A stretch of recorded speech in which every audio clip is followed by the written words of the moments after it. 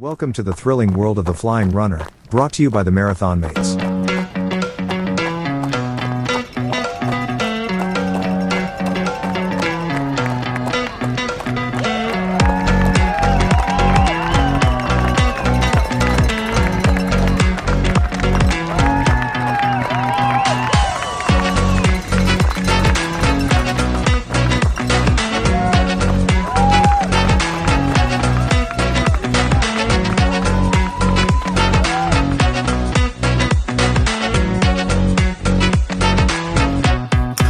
Hey there, it's Tony here from The Flying Runner, and welcome to Out and Back. Out and Back is your turnaround point for the weekly running journey.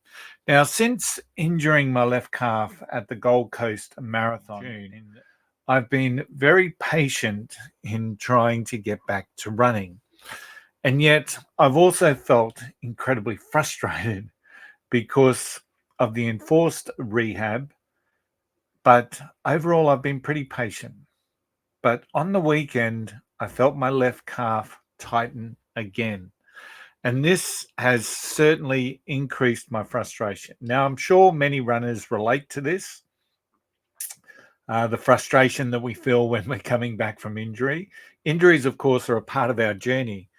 And for some of us, calf injuries are a big part of our experience. Now, I'm aiming for the New York Marathon this year, and to me it feels a little bit like Groundhog Day, because when I ran New York Marathon in 2018, I ran it with a torn calf, and I just had a wretched run of injuries all that year, all with my calf.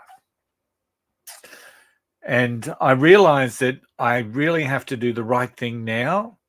Otherwise, I'm facing the very real thing of Groundhog Day. Now, calf injuries can be tricky. Calf injuries are tricky. And rushing back too soon will lead to setbacks. And I know that. So once again, I'm in a rest stage with my training. And ultimately, what that means is that I'm going to be walking and potentially jumping on the exercise bike, which I hate, to continue building some endurance and at least getting some cardio done. So why are calves so tricky? Well, running places high demands on our calves, and our calves have got two main muscles, the gastrocnemius and the soleus. And when we hit the ground in running, these muscles may face or be loaded with up to from at least twice your body weight to up to 7 times, almost 7 times your body weight can be loaded on your calves. Now, that's incredible when you think about it. So at least 1.9, I think, is the actual research, but up to 6.7 times your body weight is loaded on your calf. Hence the reason why they are incredibly tricky when we come back, because they're going to feel that load again, and we've got to make sure that our calves are strong enough to take that load. So when I'm ready to start running, because calves are a little bit like a sorcerer, right? Because you start to feel that they're okay to go before they're actually okay to go. So you're thinking, yeah, okay, the pain's going away, but they still haven't healed. So once I'm feeling like I'm ready to go, I've got to start very gradually. So I'll start with short, easy runs, and then slowly again begin my distance and intensity. Now, I really need to make sure I do not overload my calf and run the risk of re-injury. I do have Sydney Marathon in 6 weeks' time, and that is in the back of my mind, but it's also a training run for me. While it's a race, it will be a training race, and I've got no concept of the time. It's a generous 7-hour time cutoff for the Sydney Marathon, and I will probably at this stage be using a vast chunk of that, because the last thing I want to do is hurt my calf again in the lead up to Sydney or in Sydney, which will then give me a 7-week process to get ready for New York.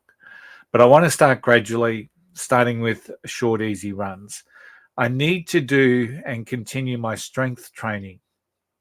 So once my calf isn't in pain, and at the moment it feels just like a big painful um, rock in my left calf. So once I've done that, I need to continue doing my strength training to, focusing on calf raises, toe taps, resistance band work, those sorts of things that will not just usually just focusing on strengthening my calves, but also help strengthening things like my hamstrings, my quads, and my glutes, as they all will play a major role in taking some of that load that my calf feels. And for me, that's the key. That's the key. I've got to be patient, and I've got to be very, very strict in my rehab and not get ahead of myself, even though my calves may be feeling very good. The last thing for me is to remain patient and stay positive. It is incredibly frustrating when your calf goes as often as mine does. But I've got to remember that progress will take time. And I've had a big chunk of the last probably 2 years where my calves have been really good because I have been really strict in my strength training. And I just need to build that back into what it is that I'm doing.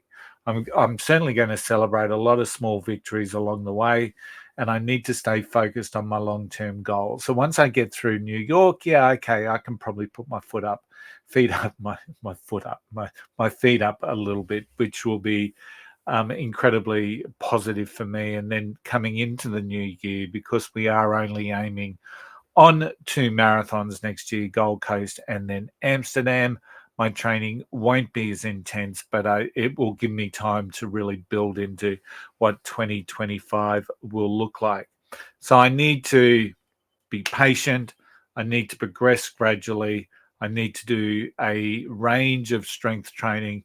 And once I am back running, I need to then think about my form, because obviously my form has been okay, but it's sort of fallen away since Gold Coast. And that's potentially why the calf has retightened itself. So I've got a lot riding on it. I've got to get it right. But I've got no doubt that I can do that. So, hey, thanks for tuning in. If you like our podcast, please subscribe wherever you are tuned and leave a review, as it really does help others find us. We've been having some fantastic full episodes on our Friday shows that we launch, and once again, we will have another fantastic full episode coming out this Friday. So make sure you tune in. Until then, I hope to see you out there. Happy running.